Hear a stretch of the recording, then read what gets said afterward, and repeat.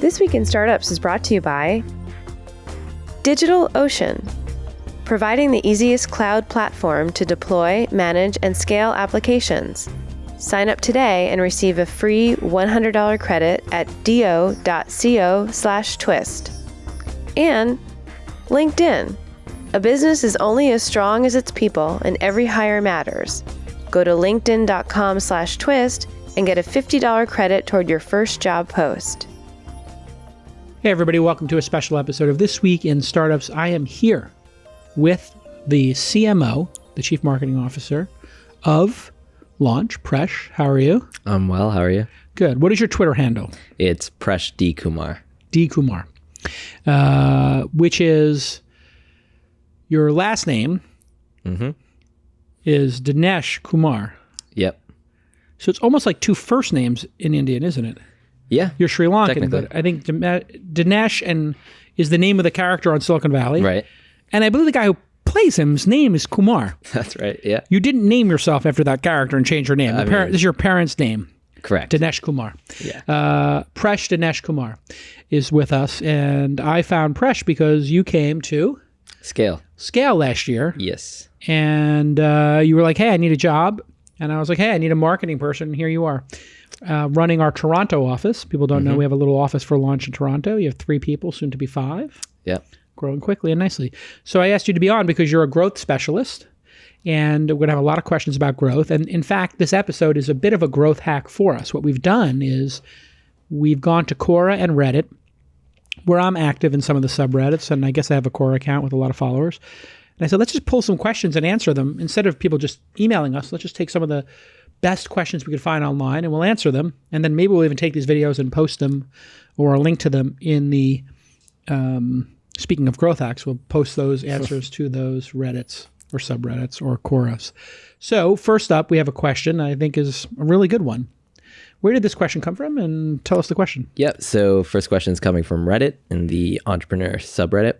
And the question is, what are some great low-cost ways to market your company other than social media and Google Ads? Okay, so this is from Reddit's subreddit called Entrepreneurship or Entrepreneurs? Just Entrepreneur. Just Entrepreneur, yeah. So I'm active in this one. I'll answer questions. I found a lot of young, like 18-year-old founders and their 17-year-old founders asking like very basic questions or questions about motivation, and I love answering them. This is a great question because social media, Facebook ads, Instagram ads, and Google ads can get very costly, especially if you're in a vertical where it's super expensive. An example of that is installing apps. During the peak app moments of, let's say, 2015, 2016, 2017, people were spending upwards of hundreds of dollars, but certainly $50 to get an app install, which means they were probably paying $1 to $10 a click. It was really expensive. And what I learned from some of my startups was actually doing meetups was more effective. So you say you had a dating app. You could have everybody on your team invite people who are single to a cocktail hour somewhere, maybe even buy everybody a free drink, which will cost you $3 each. You get 100 people in there and you say, hey, install the app, give us feedback on the app, we'll give you a drink ticket and we're all going to meet here in whatever. So now you've installed it for $3 per app. And that might be much less. Another idea, going door to door and putting those door handles on about a new app like, say, Nextdoor would work. And you actually saw people like Yelp build an entire business around Yelp Elite and having meetups in different places. So real world exposure to products is a great hack. And you can very simply compare it to the cost of your online acquisitions. And obviously content marketing, this podcast is in a way content marketing. I mean, I do it because I like interviewing people. So it's a show, but additionally, you can, with these podcasts, even if you're only getting 1,000 people listening, if it's the right 1,000 people and it's for enterprise software or HR software, and you have a $5,000 or $10,000 a year product, you need only, if your podcast costs $500 an episode to record, you need only land, if it's a $5,000 product, 1 client every 10 episodes. What are your thoughts, Presh, on things outside of social media and Google Ads? And what are you doing here at Launch that's actually worked for ticket sales or getting people to the podcast? Sure.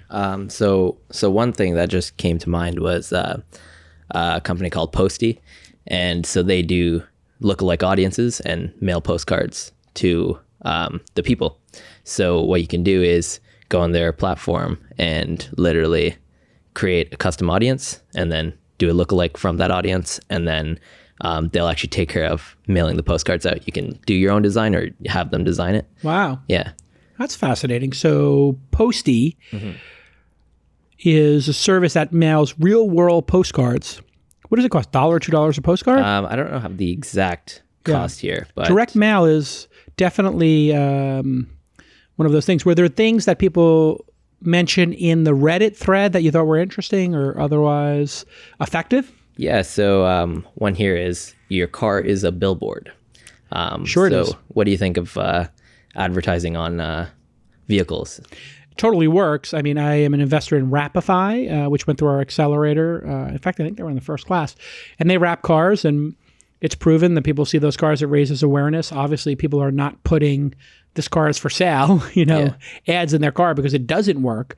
I do think it's hard to scale, but it's definitely worth trying.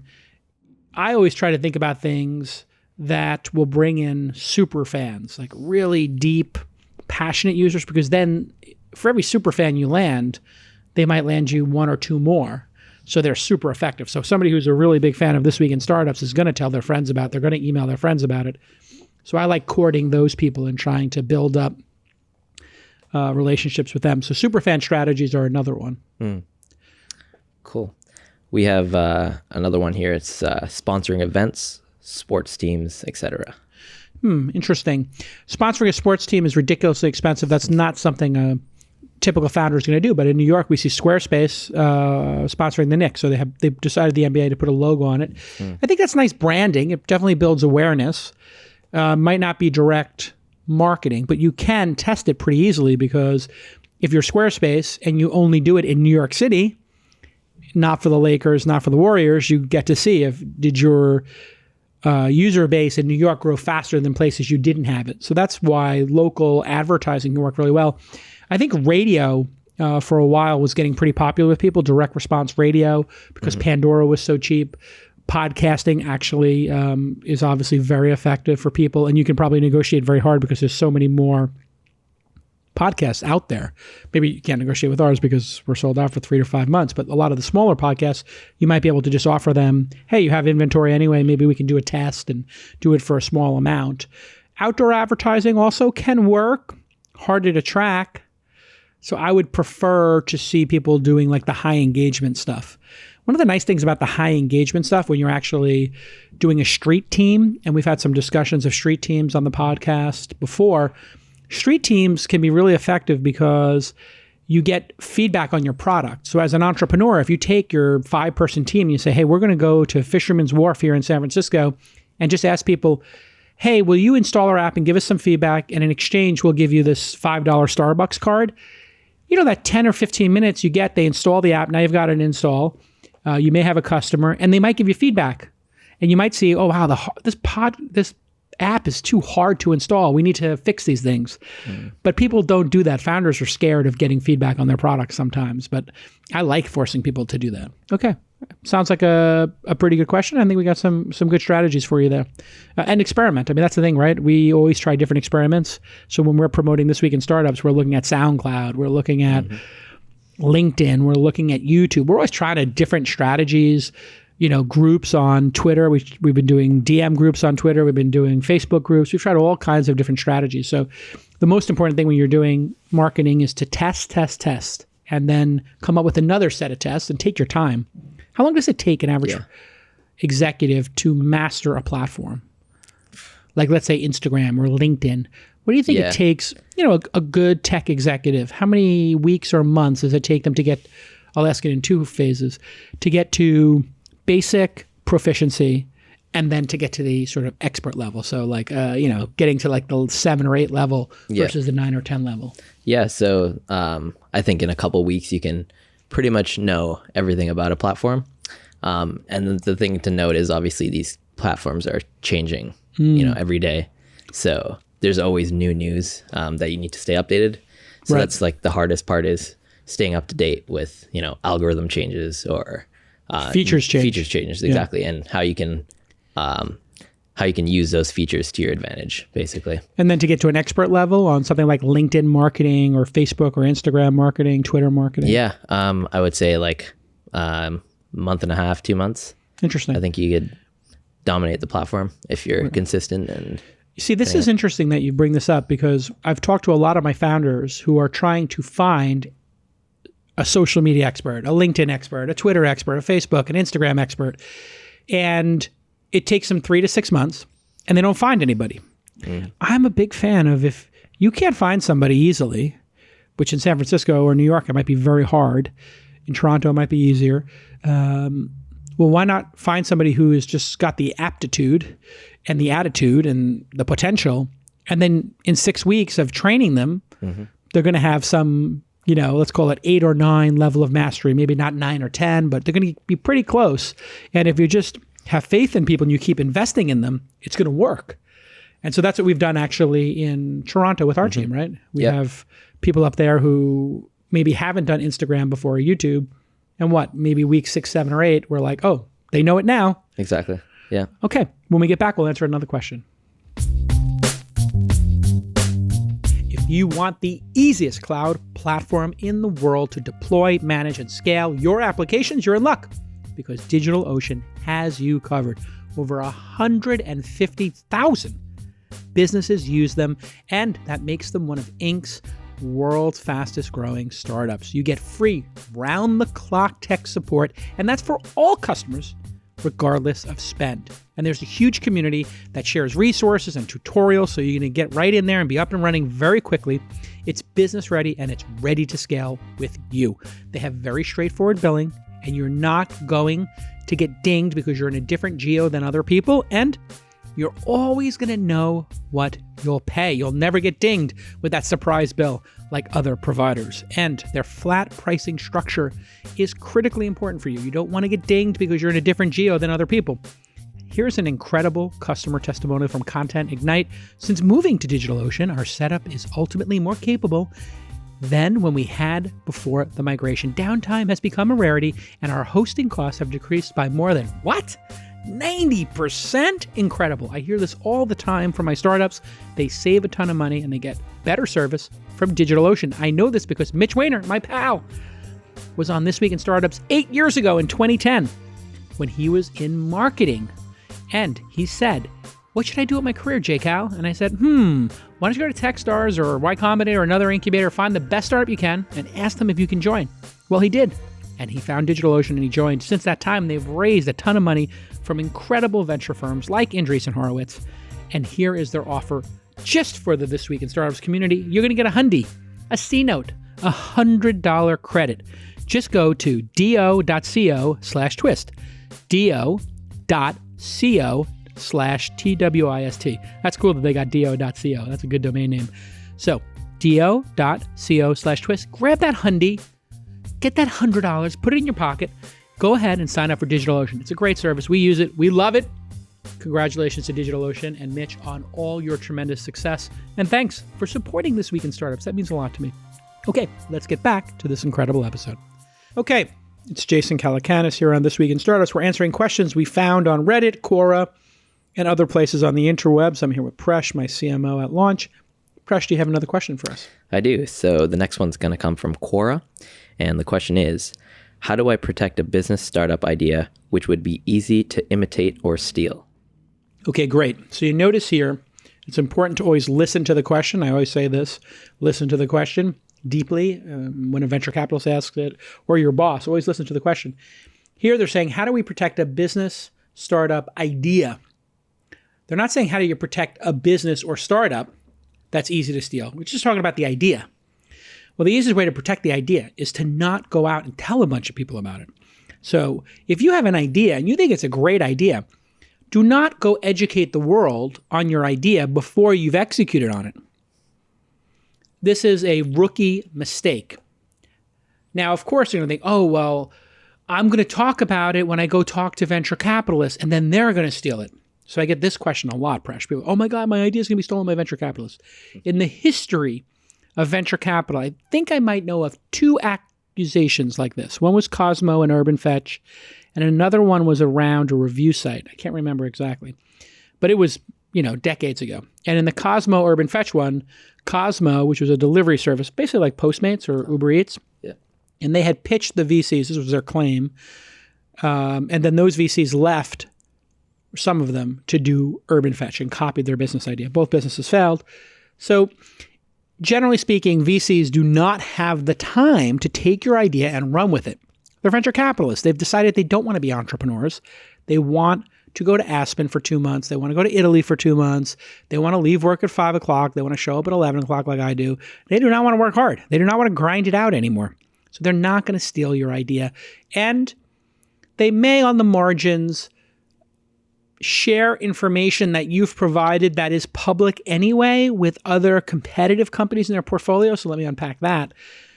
If you go see a VC and you have an idea for a competitor to Airbnb, and they are investors in Airbnb, you should never have met with them. That being said, they're not going to forward your materials to Airbnb. But if you had a killer idea, like we have a concierge service built in 24 hours a day to our Airbnb competitor, they might, if it's on your website, take the page, newairbnb.com/concierge, and email that link, which is public, to your competitor. So you can't expect public information to be protected. And what you may be doing by going into a meeting with a VC who has a competing investment, you may actually be giving them the roadmap of what to tell your competitor to focus on. Just things you might need to go take a look at. That's probably how the VC would say it. So there is also patents, but patents are kind of meaningless in our industry, except on the edges. And there's copyright. So copyright exists when you write something. Trademark exists for a image or a word that you want to name your company. And there's service marks and there's some other little nuances there. Generally speaking, don't talk about things you haven't done yet. Talk about the things you have done. You don't go on David Letterman or Jimmy Fallon and talk about the album that's coming out in 6 months.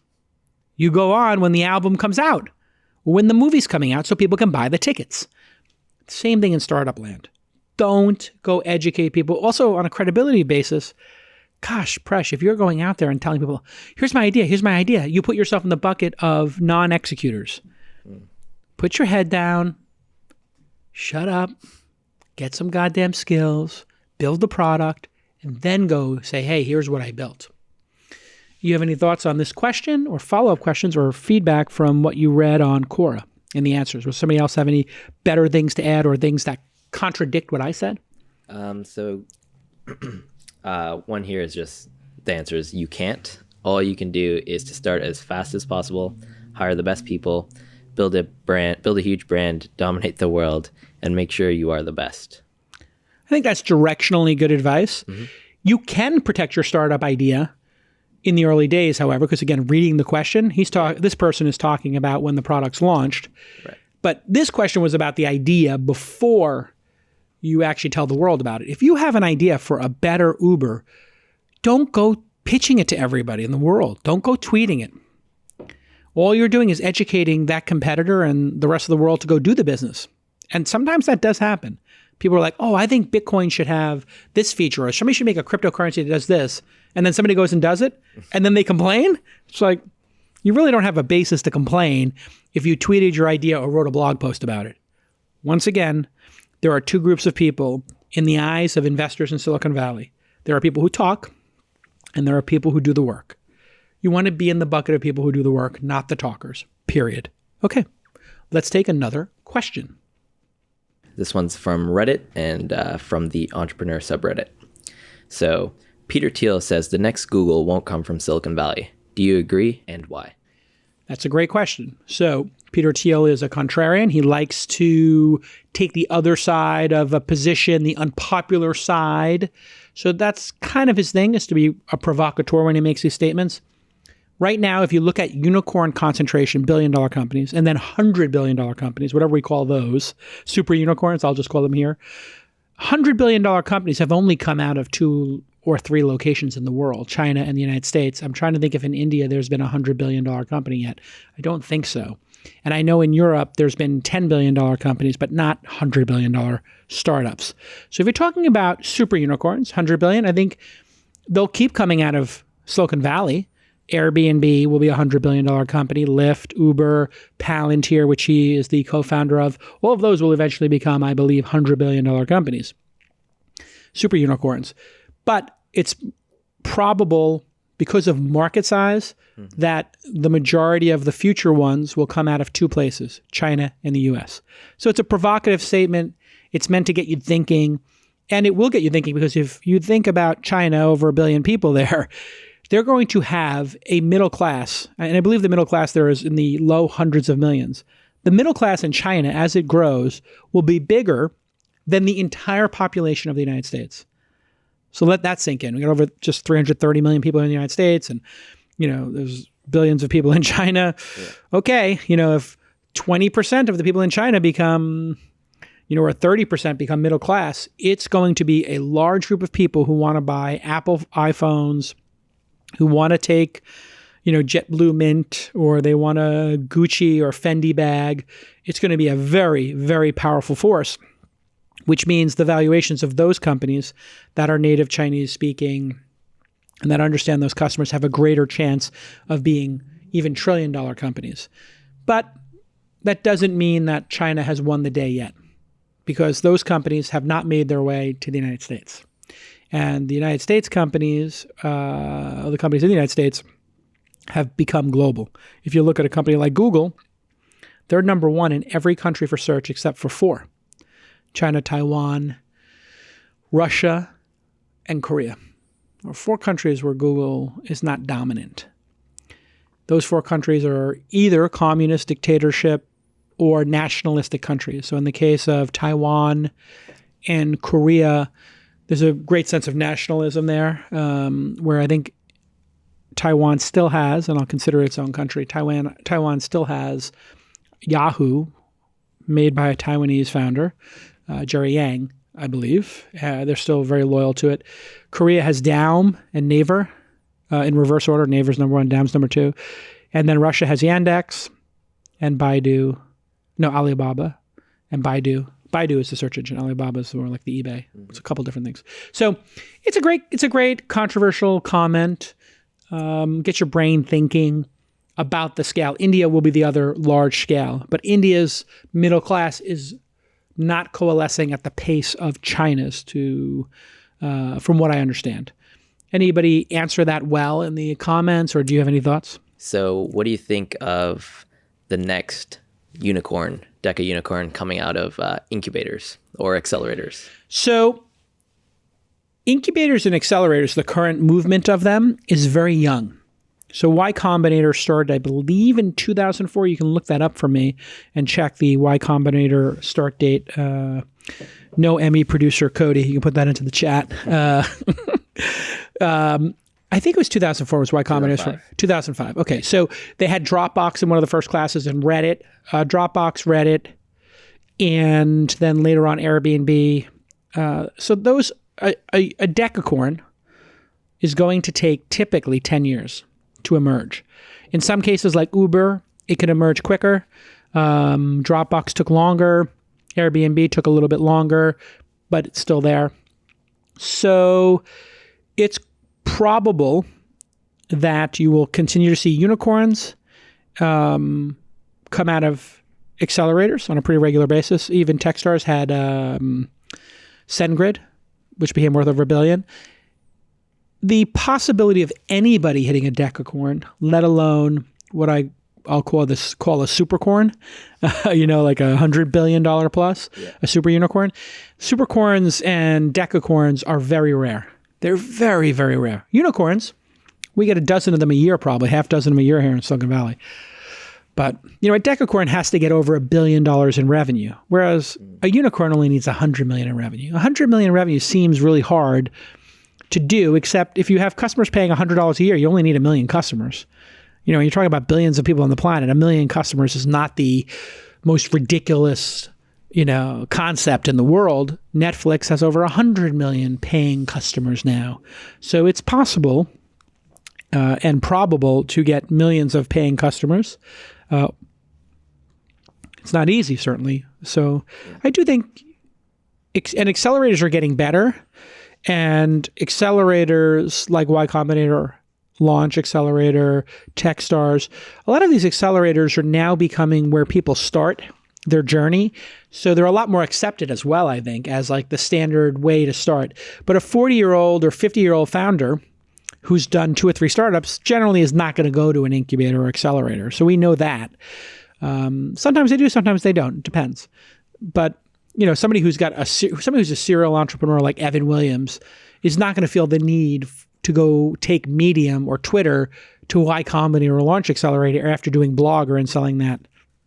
So a whole class of great entrepreneurs, the serial entrepreneurs are kind of left out of the accelerator experience. They just generally don't need to do it because they can invest their own money and start their company that way. But it's a great question. Great follow-up question too. Oh my God, have you tried to hire somebody recently? It is brutal. We have record low unemployment, and talented people have many options. But there is a place you can go where we all go regularly. You know this place where professionals go to explore jobs and to just connect with each other. That place is LinkedIn. It's the world's largest professional network. You know it well. There are hundreds of thousands of businesses who've posted to LinkedIn jobs over the past year, and 22 million professionals, think about that, 22 million professionals view and apply to jobs on LinkedIn, not every year, not every quarter, not every month, every week. Tens of millions of people a week are applying for jobs and viewing your job post on LinkedIn.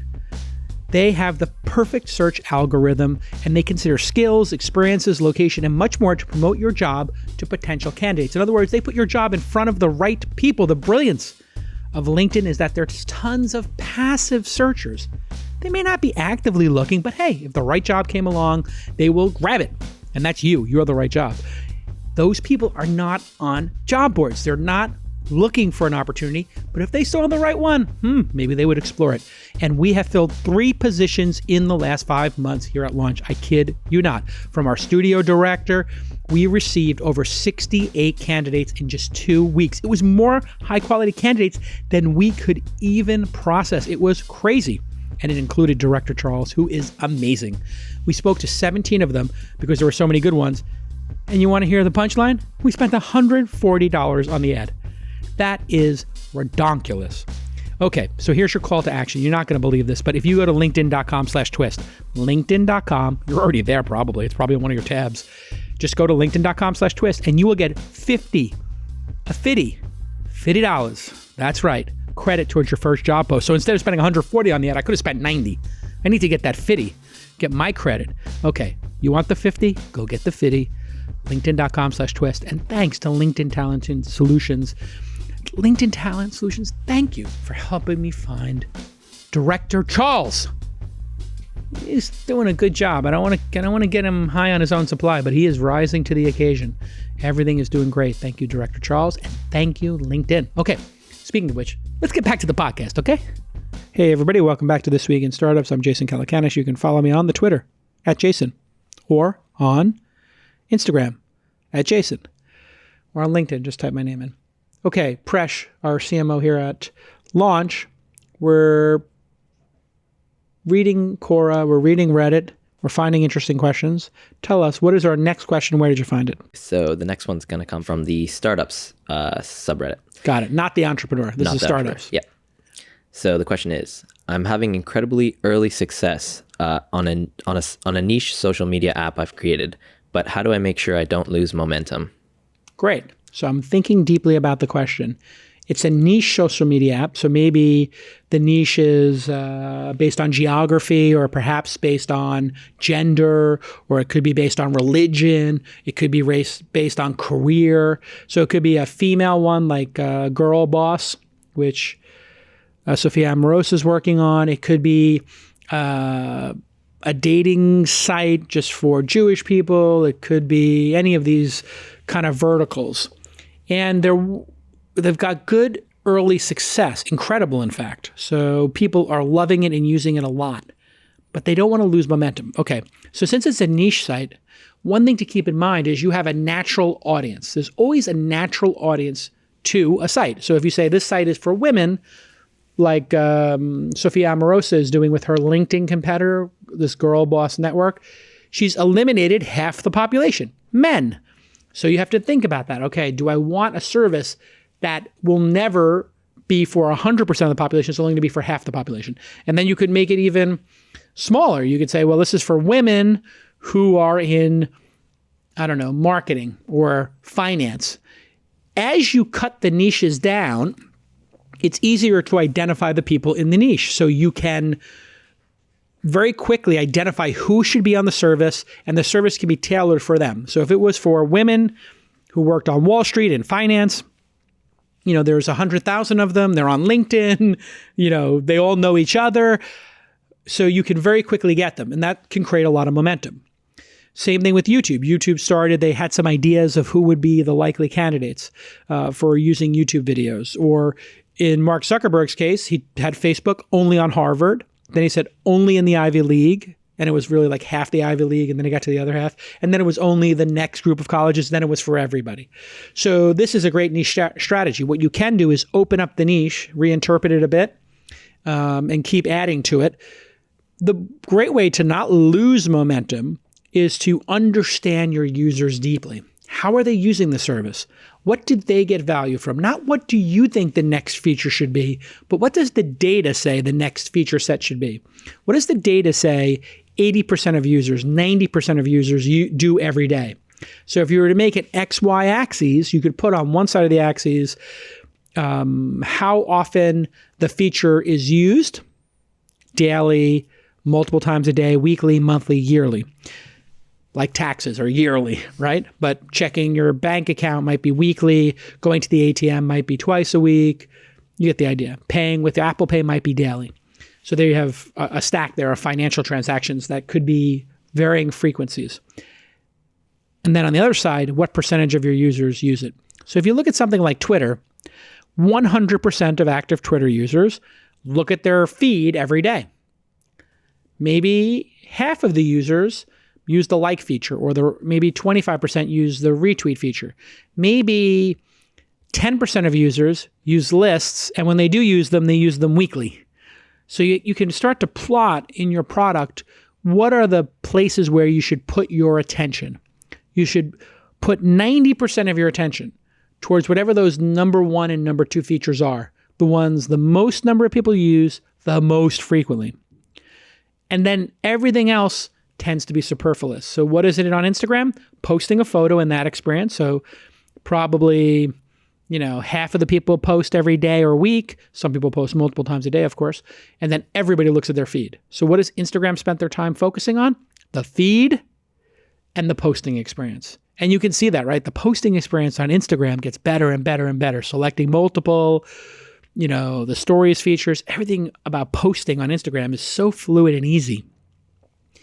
And then you look at your feed is now algorithmic. It's not done in reverse chronological order. So if somebody's having a birthday, I got 600 likes on my birthday post, but I typically get 100 or 200 likes on my brisket post. So it tells you something, right? They know the birthday is special. They probably are looking for happy birthday or birthday in the text. They're probably looking for people responding happy birthday and saying, if it's birthday, we should put this in everybody's feed to make that person feel extra special. So that's what you're doing. You're studying the data, and that'll keep your momentum going. The other thing to make your momentum go, of course, is to then expand past your niche, because you get another group of users. But be careful. You don't want to do that too quick. If you think if it was for women in finance on Wall Street, okay, and you got 60, 70,000 of the 100,000 women on Wall Street working in finance. Okay, maybe you want to get the women working in Hong Kong in finance. Or maybe you want to say, you know what, we're going to go in this women's social network, professional network. We got the finance women on Wall Street. Let's get the women in marketing and the women in law, and we'll make a vertical for them too. How did I do in terms of other responses, Presh? And do you have thoughts as well? Because I know this was a Reddit question from startups in Reddit. Mm-hmm. Anybody give a good answer there? Yeah. So one answer was similar to what we do here, but keeping offline, basically not just being reliant on Facebook, YouTube, all the social medias, but taking that to an email list, a dedicated email list. Sure. And then and giving them updates constantly, just about the product or whatever. In this case, it's an app. So just like I know Superhuman, you're constantly getting updates from Rahul, the CEO, of new features and stuff. So like that's gonna keep bringing you back to wanting to try the app and stuff like that. Yeah, so that's great re-engagement techniques. That would fall under the category of re-engagement. So how can we engage customers again? You might see this when you're on Twitter and you don't use it for a while, or you're on YouTube and you do use it. They send you, hey, here's some YouTube videos you might like. Here's some tweets that you may have missed while you were away. That auto magical stuff really pulls people in because you're like, oh, I wasn't on Twitter for the weekend. And then I saw, oh, Mueller posted something, and oh, the Knicks landed this new free agent, because they know what topics you're into. Or you're on YouTube and then it sends you, oh, here's Mark Knopfler's new album came out, and oh, Joe Rogan had a great guest. I'm constantly getting pulled back into topics I care about. And I started watching shark videos with my daughters, and now I'm getting looped into shark attack videos constantly. That seems to be the crack of YouTube. Like literally, and what I love about it is these maniacs who are putting up shark videos, they know that it's crack because everybody wants the promise of a great white shark eating a human, right? That's what everybody wants to see. That's the dark truth. There's one video of a human being attacked by a shark that was taken when a bunch of people jumped off the yacht to go swimming. Oh gosh. And a great white shark comes up and you see the shark. It's grainy VHS video. Yeah. And the shark just comes up and chomps down on a woman's leg, and they pull her out. And there's a tug of war between the woman and the great white shark being pulled out, and her leg just pops right off. But it's so grainy, you don't really see it. You just see the water turn red because it looks like a VHS tape from the 80s, which it probably is. It's literally the only great white shark attack on a human that's ever been captured. Yeah. So that tells you something about like the infrequency of attacks. But then what people do is they take an attack that occurred off of Montauk or Cape Cod or Bolinas Beach up here in San Francisco, and they make a bogus still frame. What do they call that on the thumbnail? The thumbnail. Yeah. They make a bogus thumbnail of a shark and a woman in a bikini going, ah! Yeah. Or they have a giant shark that's like on top of a boat, or knocking a boat over, and you're like, oh, that's not in the video. So kudos to you growth hackers on YouTube. Okay, let's take another question. All right, this one comes from Quora. Can I become a founder of a tech startup if I do not possess any tech skills? Of course you can. This is a misnomer. You have to know about technology, of course. You have to be literate. You have to understand what the technology is capable of. But you're talking, the question, again, I always like to think deeply about the question. They're saying tech skills. So I'm going to say, they didn't ask, do you have to have tech knowledge? Do you have to have tech proficiency? You could have tech knowledge and some proficiency, but skills to me says you're a developer, right? Or you're a hardware designer or a mechanical engineer. Well, if you look at something like Airbnb, the founder of that company was a designer. And so there are, and Travis and Uber and Garrett Camp, to the best of my knowledge, they weren't writing the code for it. They had great ideas. They were great marketers. They're great leaders. So no, you don't need to have that. So where does this come from? Well, this comes from some mythology of Silicon Valley. Oh, Bill Gates wrote the first version of BASIC. He didn't. He hired some company to write BASIC. That was his first deal at Microsoft. Oh, Steve Jobs made the Apple II. No, he had Wozniak, the co-founder. So it's great to have a technical co-founder. We hear that a lot, have a technical co-founder. Now that is valid. If you're going to start a company and you have 3 founders, why not have 2 of them be technical? Or one of them at least. The reason that's so powerful, and some accelerators and incubators like Y Combinator insist on you having a technical co-founder on the team, is because a team with a technical co-founder will never have to stop writing code. Whereas a team without it, if they raise $100,000 and they give that $100,000 right over to a developer, and they're paying that developer $10K a month, month 11 comes, you didn't raise any money, that developer's on to their next project. Or if you hired a team for $15K a month, right, and you're now in month 8 or 9, and that team in Eastern Europe or in Uruguay or Paraguay or wherever, they need to get paid, work stops. and then the startup dies. So it's much, much better to have a technical co-founder on a company than to not have one. But if you're a baller and you've got a great idea and you have the ability to raise money and you're a great communicator and team builder, of course you can build a huge company like Steve Jobs did and Bill Gates did, because he wasn't writing the code for Windows, to the best of my knowledge. He was architecting it. Certainly, he did know what the technology was capable of. Zuckerberg is Bill Gatesian in that he did write some code, or Wozniak in that he did build the products. But I get this question a lot. It's a misnomer. It's a folklore type thing of Silicon Valley. Most of the great companies built are not built by a technical founder or somebody with like necessarily tech skills. And if they do have the tech skills, more often than not, they hire people who are better than them to then do the coding. Because if you're a founder, you have to go raise money, build a team, define a market, do all these other functions. You don't have time to sit there for 12 hours and just put your head down and write the code. Sometimes you do, sometimes you don't. So great question. The answer is no. What do they say in the comments on Quora? This was on Quora, yeah? Yep. Ability to recruit came up multiple times. Another one that came up was the ability to correctly challenge your technology team. So what are your thoughts on that? Yeah. I've had Brian Alvey as a long-term collaborator with me on Weblogs Inc. And, he was writing Blogsmith, the platform, and I was going out landing Peter Rojas and Mark Cuban as investors and partners to do Engadget and to do Blog Maverick. So it was a perfect collaboration. If Brian didn't have me, we wouldn't have had Mark Cuban, we wouldn't have had AOL buy the company, and we wouldn't have had Peter Rojas, because I took the initiative on those things, because I didn't have to write Blogsmith.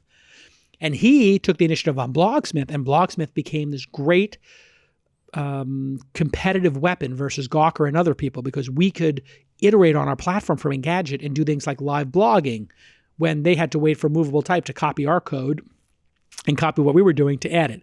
Or we could do galleries, or we could do a grid at the bottom of every web page that had our other blogs in it. So we had this SEO hack that I came up with. I said, hey, Brian, on the bottom, I want to do the blog grid. And the blog grid will be a grid that's 4x4, 16 boxes with the 3 stories from 16 other blogs. We did that.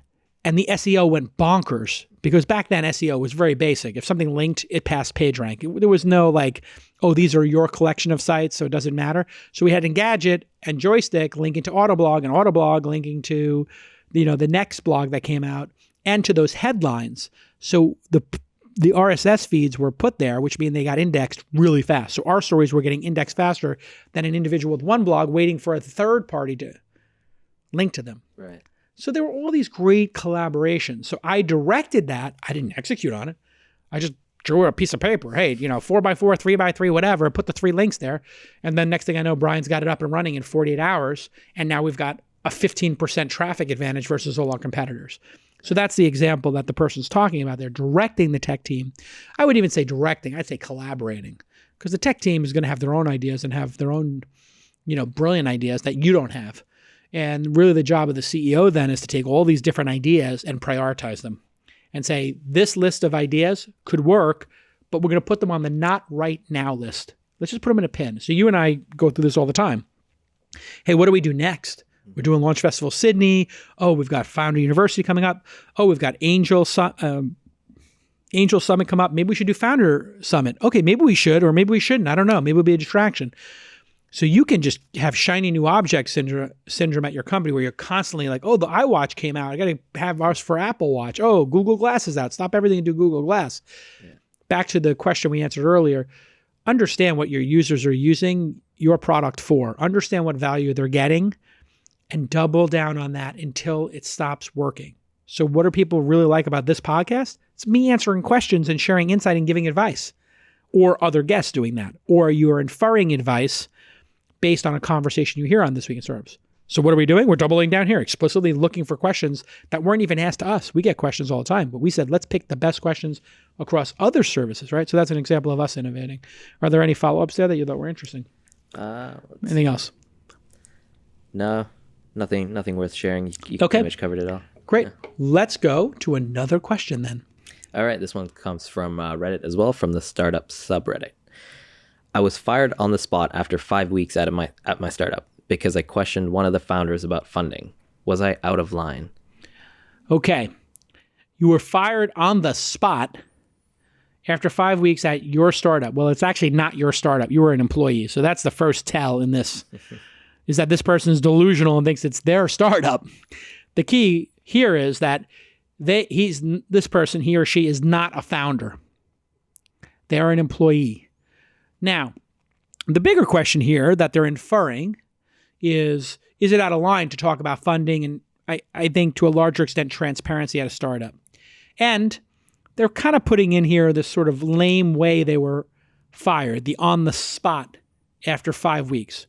So there's two issues here that we're going to unpack. The first is you were fired on the spot and it was only after 5 weeks, which means either the founders are immature founders who did a bad job hiring you as a culture fit, or they're just rash and like to fire people on the spot. It doesn't seem logical if what we're reading here is correct, or you're a disaster and they were looking for an excuse to fire you because you're such a pain in the ass. That's possible too. We don't know. We weren't there. You know what I'm saying, Presh? Some people are just a pain in the neck, and maybe this person complained every day. And every day, it was maybe this might have been the straw that broke the camel's back. And we don't know exactly what the question was about funding. Was it, will we ever get funding? Or was it, did we close the funding? Or, and there's a way to ask a question. If Presh came to me and said, hey, I was wondering, Jason, how do you think about funding Launch? Would you ever consider raising money for Launch? Well, that would be a nice way to put it. And I'd say, no, get the hell out of here. No, would you say, no, we don't need to raise money. We're profitable and modestly, and we make our money through investments. And we see 10 years later if we are going to make money. So, but to what they're inferring about, or this person is inferring about transparency, I think that's a fair assumption that they're sort of a little bit stung that they should have some insight into this. Well, if a founder is going to raise money, the team needs to know that that money's there. And it's in the founder's best interest to share that information in almost all cases, because sharing that information will give the employees a sense of certainty about the company. So if the question was, how much did we raise or did we close it? And the answer is, yeah, we raised $5 million. It's good for the employees to know that. It makes them feel safe if they have a spouse or if they have kids in school or if they're just generally concerned about the ability to find another job. They can be resting easy. Okay, we have 24 months or we have over 18 months of runway. So that's a really good thing. If you're a founder and you raise money, your team should know about it. I think it's okay. And you can just tell them, like, this will give us 18 months of runway. And that's how I run the business. I like to have 18 months of runway in the bank. So there's nothing to worry about. You can put your head down and work. Your job is secure. Because that is one of the number one reasons why people will not join a startup, is this perception that it's going to go out of business. That being said, there are times to not distract people with the fundraising process. Because if you're going out and raising funding and you don't raise it, people might see that as a sign of weakness. Or if you raised a bucket load of money, it might distract everybody. So you could be well within your rights to say, we're opportunistically looking at possible funding scenarios. That's a nice way to say it. If I said that to you, we're opportunistically looking at different funding scenarios, how would you feel? Yeah. Pretty transparent. So yeah. And would you be concerned or not concerned? Would it distract you from your work? No, not at all. Okay. Now, if we were constantly running out of money and we didn't hit payroll last year and the sales numbers and they weren't good, and you asked me about funding and I said, you've only been here a year, don't worry about the funding. Then how would you feel? Yeah, then, start questioning things. Exactly. So there's a lot of nuance to this question. I don't have enough information to pick a side, but big picture, you want to use the funding as a competitive advantage versus your competitors and versus the big companies that will say things to people in an interview like, oh, you're going to be at that startup? I heard they don't have much money left, or I heard that Sequoia and Benchmark passed on investing. Okay, if you're sure you want to go there, they might not have that much money in the bank. Like, people will do that. Or competitors will do that to each other, or they'll do the opposite.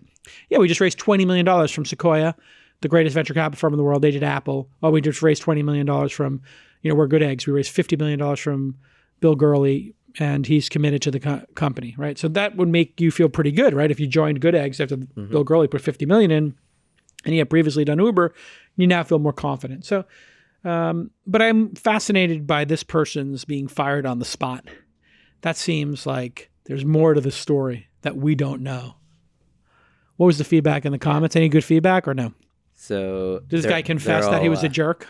He's got a follow onto that, but it's a huge blurb. And so that would probably give you some more context. But everyone in the comments seems to be agreeing that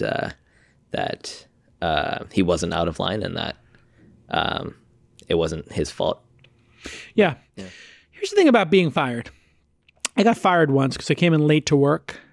I was working at this computer sales store and I came in late. It's my fault, obviously. But I had been selling a ton of printers and it was just like a very rash firing. And then the company wound up 6 weeks later going out of business. So I realized, well, there's probably some lesson to learn. I shouldn't have come in late. I gave them the easy way to fire me by just doing something boneheaded like not doing the basic blocking and tackling of showing up on time. But the company was troubled anyway, because if you fired somebody without warning for being late once, I was only late once or twice. It wasn't really a big trend. Like I was late every day. The company was in trouble anyway. They were just looking to shed salaries. So there's a lesson in all these firings, and getting fired when you're young, it's a good thing. You've never been fired. No.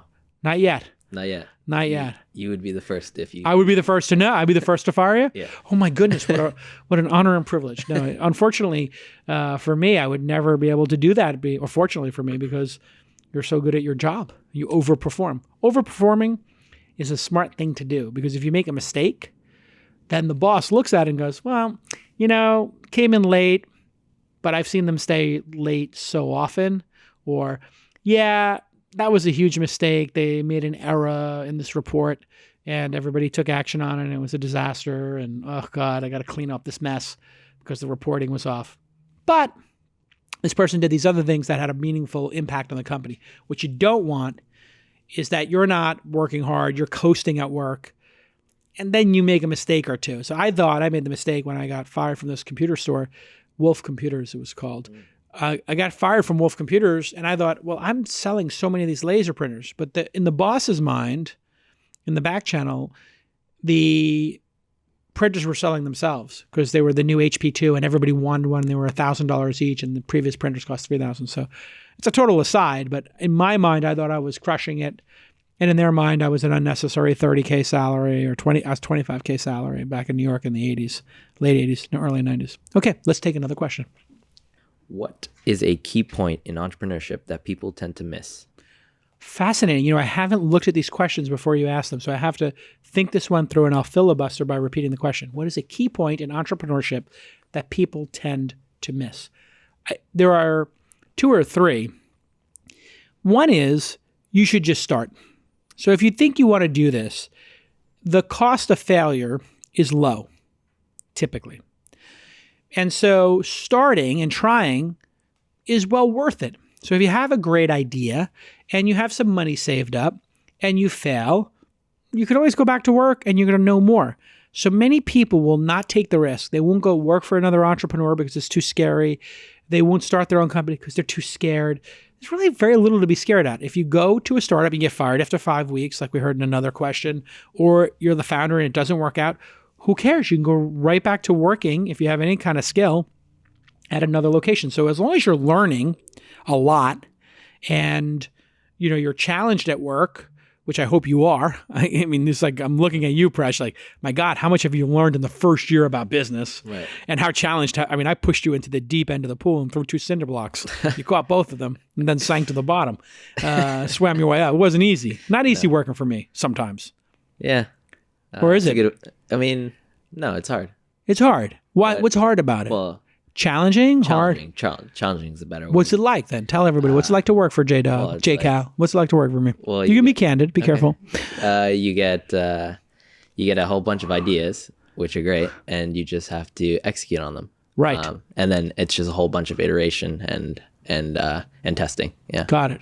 So hard work is demanded, but we have a good time. Yep. You feel stressed out working for me? Sometimes, never? Well, I'm good at handling it, so. You are? Yeah. Yeah, you're pretty mellow. Calm.com. Is that it? Meditation, or are you doing edibles? What are you doing? No, I know in Canada it's legal now. It is, yeah. All right, stay off the edibles, okay? You're too young. Your brain is still forming at 21.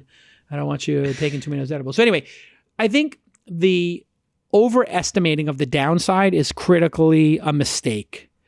It's a key point that people always miss, is that the downside is not that great. Go ahead and try. Who cares? Give it a shot. You're not going to wind up regretting it in all likelihood. I think it's a very small chance you'll wind up regretting it. Another thing that people miss is how important focus is.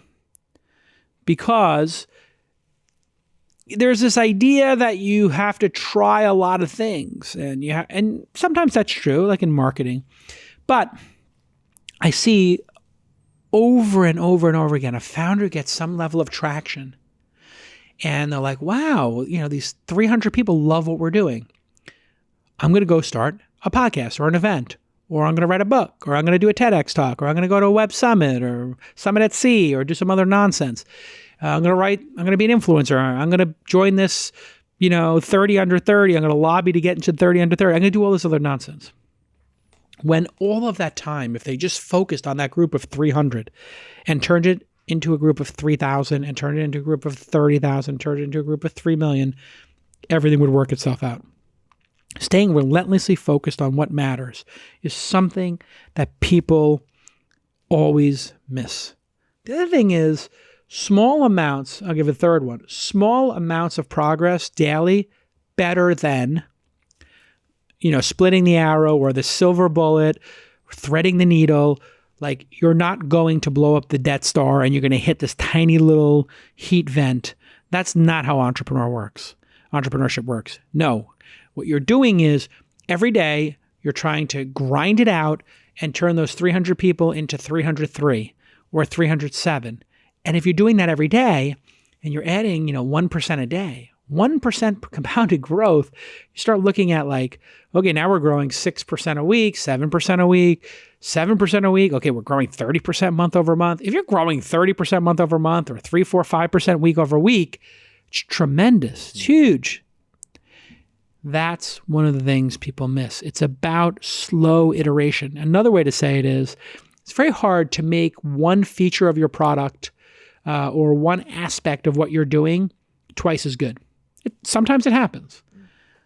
It's much easier to take 5 aspects of what you do and make each of them 25% better. Now you've doubled the overall efficacy. So here on This Week in Startups, if we said, here's an idea, why don't we find the questions on Quora and Reddit and answer those?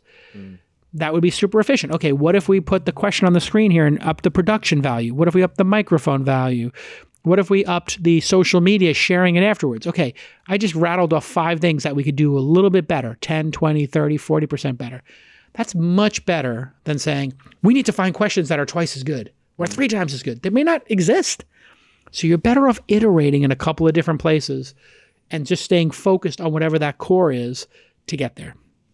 What were the things in the answers? I'm curious because other people probably have, this is a really subjective one. It's based on your experience. Right. So one point here is the ability to see an opportunity to create unique value in the world and out-execute everyone else to deliver on it. No, that seems obvious. I don't think people miss that at all. That's interesting that somebody wrote that. Yeah. But I disagree. Like, doesn't everybody know you have to execute and beat your competitors? That seems obvious. You think people miss that? That's the first reply. That's a bad answer. Wait. And they also think that you have to build a product that's good? They said a unique value in the world. Yeah. Providing unique value in the world is not... People miss that? Really? Looks like it. Oh, so people are coming to entrepreneurship to build a boring derivative product that already exists? I don't think so. I don't think anybody wakes up and is like, you know what the world needs right now? It needs another Airbnb that works exactly the same. I don't think anybody's doing that. But okay, sure. We've got another one here. Have a blue ocean in front of you with limited competitors, and what you are doing may be out of favor, and your business might not be that sexy, and you may be zinging when everyone else is zagging. Okay, now I could unpack that one. That one's not Yeah. bad. Okay. Which is, a lot of times people think they're competing over a market, when in fact the best companies create a new market and they induce customer demand. So in a perfect example of this would be Airbnb. There's more Airbnbs, according to the sort of meme that's out there, in France and Paris than there are hotel rooms. If that's in fact true, and I have no reason to doubt that, if that's true, and those hotels have not gone out of business, they've more than doubled the inventory of places to stay in Paris. Yet, the hotels still do well. So what's happening? What's happening is they've induced a whole nother group of people to come to Paris and to go on vacation, or to go on vacation longer, or to live a nomadic lifestyle. And all of those things ring true to me, which is young people who couldn't afford to go to Paris because the hotel started at $150 a night, all of a sudden are staying in Airbnbs that cost $50 a night. What's the cheapest Airbnb, Presh, you've ever stayed in? $50 a night. Okay. Yeah. And that to me speaks volumes. You're willing to do $50 a night. Yeah. Would you have been able to go on that trip if it cost $200 a night or $150 or $250? No. So you wouldn't have done the trip. Yeah, exactly. That's what people don't understand about markets. And Uber and Lyft and Bird are in the scooters, Lime and jump bikes. There's another example. They're inducing people. Most people would walk, or they wouldn't have gone to dinner. They wouldn't have made the trip. So some people would have been like, you know what? I'm not going to go out drinking tonight in LA because I don't want to get dinged for a DUI. I'm going to stay home and I'll go to yoga in the morning. Then Uber comes out and Lyft come out, and it's like, oh, I can definitely get a ride back. I don't have to wait for a cab that I don't know if they're ever going to show up. Okay, yeah, I'll go out because I know it's so consistent. So that is a good one that people miss, is that sometimes and I think about that a lot when it comes to our syndicate and jasonsyndicate.com. I think there's a lot more angel investors out there who have never angel invested. So I don't think the audience for Jason Syndicate is people who are angel investors getting additional deal flow. We do see that. We have people who've done 20 or 50 angel investments they want to join. Those people know how to find deal flow. I think for us, the big blue ocean is there's probably 20 million Americans who are accredited investors, 15 or 20 million. And of those, let's say it's 20 million. Let's say it's 15 million. Sure. That makes sense. Let's say it's 15 million accredited investors in the United States. And of those 15 million, 1 million have done angel investing. 14 million people have never made an angel investment. They could read my book in 5 hours in 2 sittings, or listen to it in 2 or 3 car rides or treadmill runs, whatever, and then sign up at jasonsyndicate.com and then make their first investment. That's our audience. It's not 14 million. The 1 million probably know about us already. They probably have been in deals with us before that, that's the opportunity. That's when you have to change your mindset of, oh, I'm trying to get the people who are on Angel List or Seed Invest or Republic who have already made an investment to join us. No. We need to find the people who've never made an investment and educate and train them as to what angel investing is and why it can be a profitable and fun thing to do with your life. Great question. Okay, we're here answering questions from Quora and Reddit with my CMO Presh. I love working with Presh. Thank you. Likewise. I feel like if I had been your age, we would have been bros. We would have broed it out. We would have gone to music festivals together. We would have hung out. You would have been the extrovert. I would have been like the laid back. You might have been a good wingman. Maybe. I'm the ultimate wingman. I could probably see that. No fear. Go talk to, anybody at any situation and then see what happens. I would have been a great wingman. You go to a lot of these music festivals as a millennial? I don't. You don't? I actually don't. You work hard. 60 hours a week for me, I bet. 50, 60? But maybe, yeah. Every day you're checking your email, you're checking Slack, you're checking metrics. Every day. Yeah. See? It's like a little mini version of me. I like it. I see a lot of myself in you, Presh. Like, you're very hardworking and you want to succeed in life. Let's do another question. All right. This one's from Reddit, from the entrepreneur subreddit as well. Do you need to have a completely unique idea to have a successful business? Do you need to have a completely unique idea to have a successful business? The answer to this is obviously no. Now, most people would think, it's a little bit of a head fake, that you do need to have a unique idea. You do not need to have a unique idea. As an example, we'll go to YouTube. YouTube was the 500th video hosting site. That was not a unique idea to put a video hosting site up. But there were tactical and strategic things that are beneath the idea that were very unique to YouTube. So if you look at YouTube, it emerged right as cloud computing became a thing. It also emerged while blogs were a thing. And they had a clever idea. What if we let people post a video for free? Up until that point in time, if you posted a video online, it would, if it went viral, cost you thousands of dollars. And you would have some hosting company with your credit card. And you would have agreed to pay $1 for every 1,000 views. So if you hit 1 million, you agreed to pay $1,000. That was your reward. And YouTube said, we'll post it for free. And if you hit 1 million, we'll give you 55% of the ad revenue. We'll send you a check for $1,000. If it made a $2 CPM, you would get $1,000.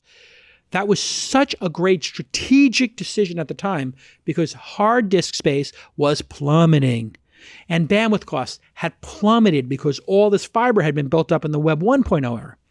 And there are examples after examples. This Facebook was literally a pixel by pixel copy of Friendster. But Friendster couldn't keep their servers up and running. And Facebook, on a tactical basis, decided we're not going to have any creative ideas. We're simply going to steal the design of other people's products, but we're going to make it so that the servers stay up and running. And we all know how that turned out. Right? And if you want to just take it even further, Instagram stole Snapchat's ideas. There's nothing unique about it. And now Instagram stories are a much larger percentage of the overall stories market than Snapchat. You do not need to have a unique idea. What you need to have is unique, strategic, tactical, and execution ideas. And Uber, as an example, there was a cab calling service on Vendingo. There was a service called Vendingo or Vendingo. It was basically an SMS-based version of a smartphone. And you would SMS them, I'm looking for a sushi restaurant in Manhattan. Boom, it would give you some options. And then they had a taxi service built for Vendingo. And when you had messaging, you would message, I'm looking, I need a cab. And it would say, okay, we're sending you a cab. It never worked. Why? Well, most people didn't use these kind of services. They didn't know how to. And there was no GPS. So a lot of times entrepreneurs and VCs will ask, why now? Why will this idea work now? Airbnb probably wouldn't have worked before the reputation systems of Yelp and Amazon reviews existed. Because when people saw Airbnb reviews, 10 years after they trusted Amazon reviews, 15 years after they trusted Yelp reviews, they said, oh, okay. Yeah, reviews online directionally are correct. So if people say this person's not a serial killer and this is a good place to say, and they write a nice review and they describe it, and the person who is and they validate and say, yes, this person actually stayed here. So that's a key element of reviews that changed over time, which was, it used to be people would write reviews online. You didn't know if they bought the product, but now you have verified purchaser on Amazon. You have people checking in with Yelp that they actually were in the restaurant. You have Glassdoor that, I don't know if Glassdoor actually checks, but some services do check that, hey, your anonymous comment came from @launch.co or whatever it is. So I think asking the why now and what your spin on this idea is going to be. That's the key. Maybe you're going after a new market. We talked about that earlier in the program. Airbnb was going after people who didn't travel all that much, but maybe aspire to, or Lime and what's the other scooter company everybody likes? Bird. Like maybe those people would never have bought a scooter. They obviously wouldn't. Those electric scooters were not popular. Like you'd see a dork with them once in a while. I had one literally had one in 1999 in New York. It would only go like 10 blocks, but it was fun. It was heavy as all get out. It was $1,000. Oh my gosh. Yeah, it was literally a brick. It was terrible. It was unusable. Yeah.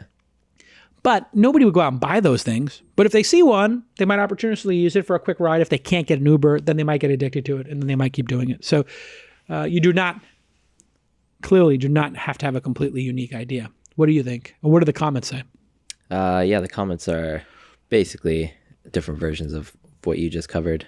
It's nothing too new in there. Okay. You have any follow-ups for me, Presh? Thoughts on this? Timing, like, I guess there's obviously no way to time when you can, launch your idea. It's impossible. So like, is there anything other than timing to look into? Yeah, you can vector against new technologies that would change the playing field. And you can also vector against new business models. So an example of that might be subscription-based businesses rather than server-based technologies. So with Slack, you pay per active user per month. 10 years ago, if you wanted to put chat software in your organization and have some kind of communication like that, they would say, put up a server. We'll sell you the server software for $50,000 a year per server, and you would buy 5 servers for 5 offices for $50,000 each, network them together, and then you'd find out if anybody got value from the $250,000 and 6 months you spent implementing this inside of your corporation. That was called like Lotus Notes or whatever. So you'd have these big bake-offs where for 6 months or 12 months, people would look at all the possible software solutions and debate them and be sold hard by salespeople. And then somebody would win, they'd implement it, and sometime in the second year of this process, users would start using the software.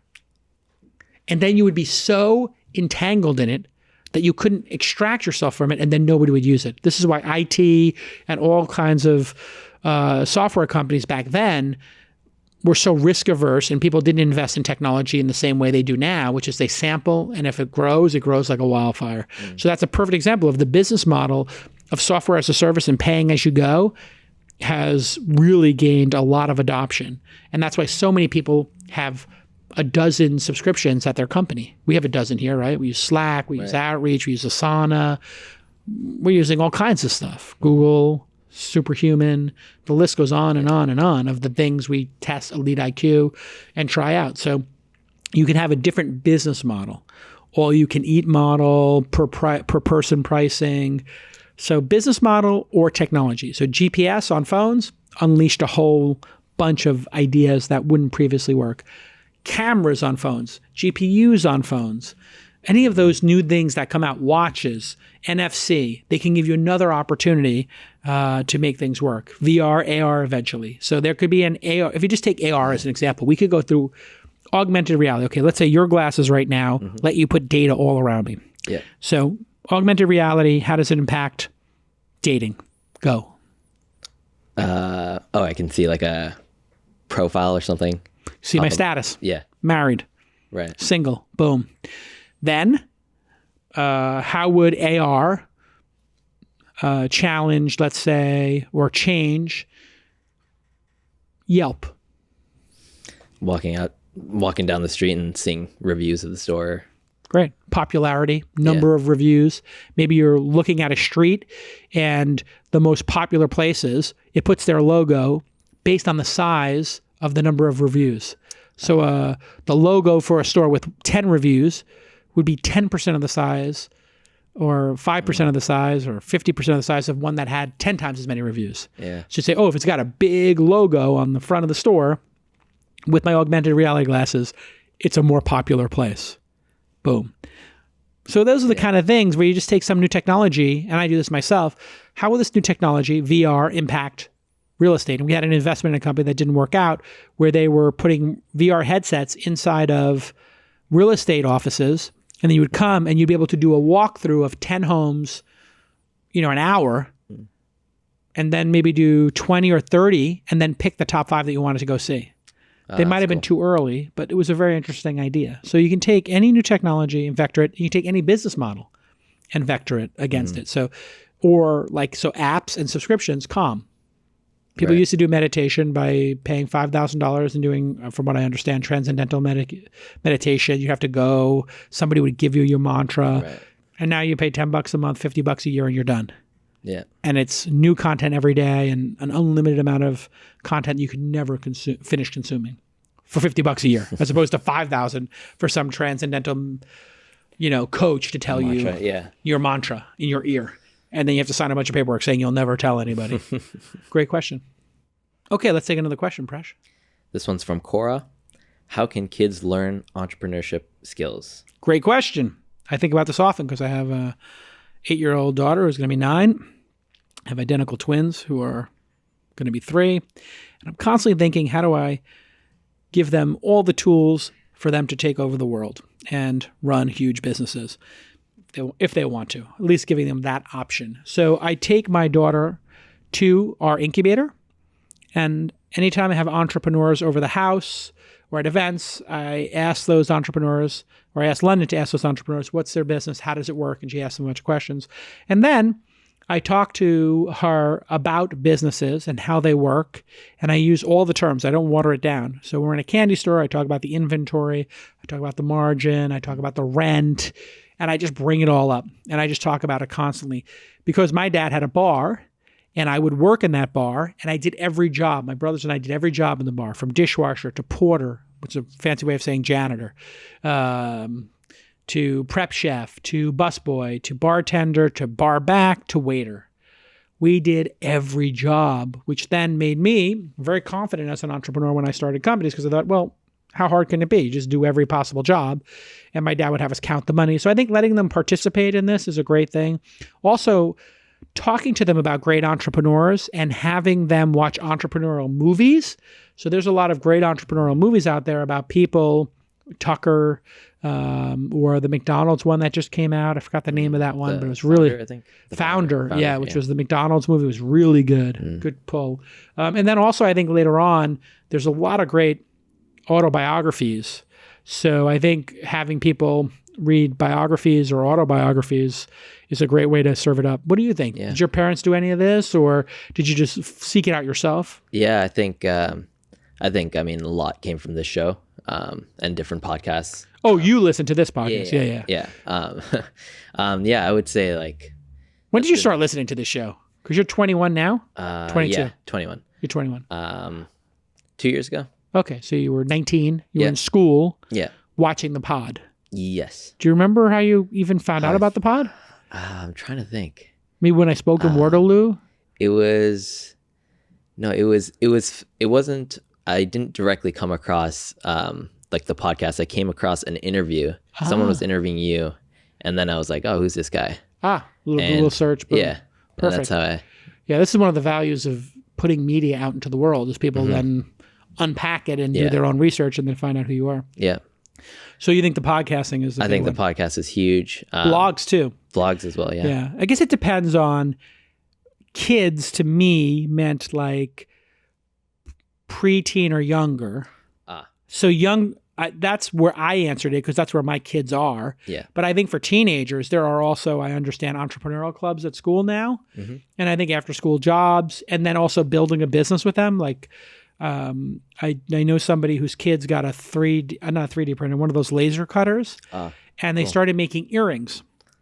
So the son, I won't say who, but a son of somebody I know made laser cut earrings, and then they made them oversized for their mom.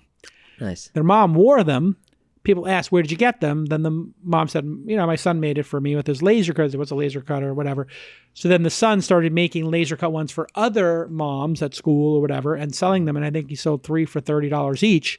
Nice. So now he's learned, I can make something from a very low cost basis myself and then have distribution, my mom, and a model wearing it, marketing like a commercial, and learn all those aspects of the business. What I want to do with my daughter is, and my daughters, is I'd like to buy like a little candy store or an ice cream store and have them work in retail and do that and do the inventory and make that like the after school program for other kids as well here in the Bay Area to learn about entrepreneurship. So if I had a candy store, maybe they could make their own candy, sell it, do online, do local ads and figure out how all that works. And if I break even or lose a little money on the candy store, I'm sure I'll break even. Yeah. Make a little, lose a little, it would become this incredible thing. So it's really top of mind for me because I think the world that kids are inheriting is one where skills change so fast and jobs flip over so fast that you can't just rely on getting a company job for 30 years. You're going to need to have entrepreneurial skills even if you work for someone else because they're going to expect you to be entrepreneurial in whatever business you go to. Even people at GM or IBM, they're expected at those big companies to be entrepreneurial in their mindset because they're going up against startups. Okay, let's take one more question. This one's from Reddit. I've been working on my startup for 5 years, but I'm running out of money. Should I get a day job and save up or keep pushing? Okay, this is a great question. I'm going to assume from the question and the way it's phrased that this company has either never made money or always lost money because the person says they're running out of money. So either the company doesn't make money and they've been living off their savings, or the company's losing money and it's draining the savings. Either way, if it's been 5 years and you haven't figured out if there's a business here or not, something's wrong. So should I get a day job and save up or keep pushing? Well, you can't then push yourself and get kicked out of your house and lose everything. So that makes no sense. Getting a day job is fine to pay the bills or a part-time job. If you're a developer, a designer, a product manager, a salesperson, you can probably work 3 days a week, 30 hours a week, find a part-time gig working from home and then work on your side hustle. That's totally viable. But I would challenge this person to think about the big picture. If you've been at it for 5 years and it hasn't broken out yet, do you have some piece of information or some data or some intuition, any of those things or any combination of those things, data, intuition, customer discussions, that leads you to believe that year 6 is the breakout year? If you believe in your heart of hearts that year 6 is the breakout year and your first 5 years lost in the wilderness was just the prologue of your story and that your story really starts in year 6, by all means, mazel tov, go for it. But in my experience, if it hasn't worked in 5 years, it's likely that it's not going to work out. And I think you have to be candid. One way to test this is if you have 100 customers of your product and you're charging them nothing, so they're users, you will email them and say, I've had a really great time building this, but we're planning on shutting the service down on January 1st, or we're going to charge $1,000 a year to keep it going per customer, and we'll break even. Which would you ever consider paying for this product? And then you just put a choice. A, yes, I'll pay. Click here to put your credit card in. Maybe I would pay. Send me more information. Or 3, no, I'm not interested in paying. Anybody who's not number 1 tells you everything you need to know. If they're maybe, well, they've been using your product for years and maybe, they're probably not getting any value. So consider a maybe a no. If it's a heck yes and they want to put their credit card in, great. And if you get 5 of them to do it, great. If nobody responds, if nobody opens the email, then you know what you want. So you know what you need to know. Or you could say, hey, the service is going to be offline next week for 3 days while I move it over. Let me know if this is going to be an inconvenience because I can either do it Monday, Tuesday, Wednesday, or Friday, Saturday, Sunday. Which one will be least inconvenient to you? Vote. So now you're asking them to interact, Presh. Mm-hmm. You're asking them to engage. If nobody engages and nobody cares if you turn it off for 3 days, if Slack sent an email, we're turning it off for 3 days, it would be trending news. Yeah. What? And if Slack said we're raising prices by 50% next year, let me know if that's a problem. People would let you know, right? Yeah, for sure. I made jokes on this podcast like, yeah, I think I'm going to stop at 1,000. People went crazy. No, don't stop at 1,000. Okay, yeah. I'll stop at 2. Okay, fine. Reset. We'll go to 2,000 episodes. So that's my best feedback here.